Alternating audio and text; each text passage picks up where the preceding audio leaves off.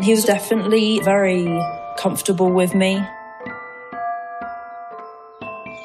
I would walk to the forest and start calling, "Baby squirrel," and he would always come down.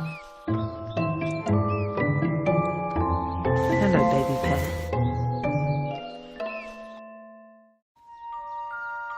I've been doing wildlife photography for 10 years. When I was in Sweden, I slowly learned about this squirrel, Remy. I knew she was pregnant. One day, I discovered her body next to the road. I was devastated. I went to the forest, to that same area I used to see her so much. I left her body, then I positioned lots of flowers, and suddenly I saw a tiny, tiny baby squirrel. And then 3 baby squirrels came down the tree. I knew they were hers because no adult squirrels went up that tree.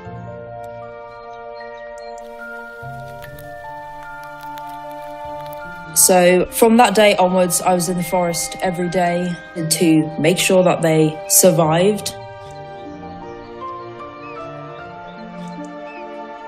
to raise them, give them food, making sure that there aren't any domestic cats around, and I would wait.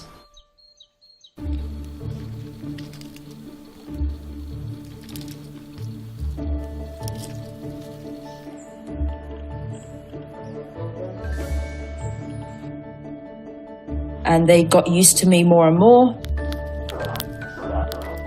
Baby pear, he would always make this noise when eating next to me. Apparently, when they feed from their mother, they make a similar noise to almost tell their mother, "This is good." So they were almost signaling to me, "Mum, this is good, keep feeding me." I guess I became their surrogate mother.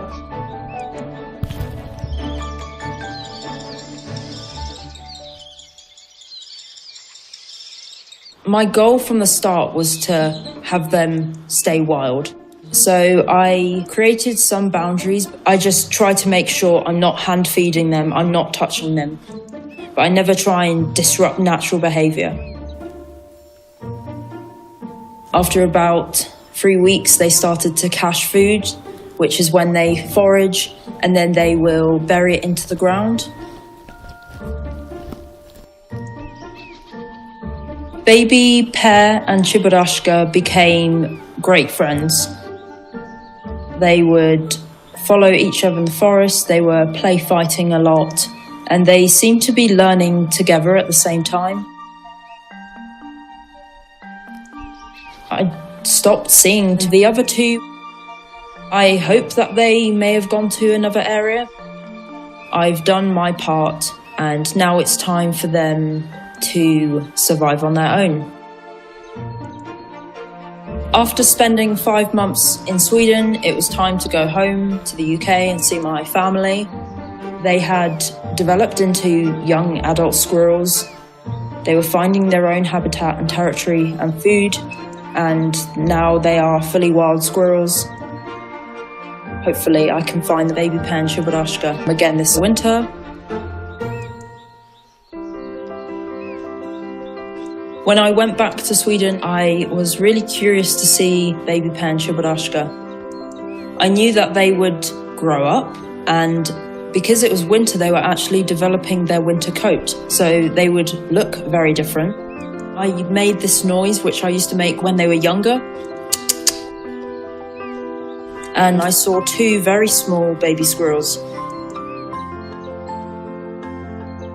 I noticed a pattern on one of the squirrels' cheek, which was very similar to baby pear's. But then, as I got closer and closer, they were also not nervous of me. And then a local in the village walked past on the street, and he was quite far from them, and they immediately ran up the tree and they started making alarm calls.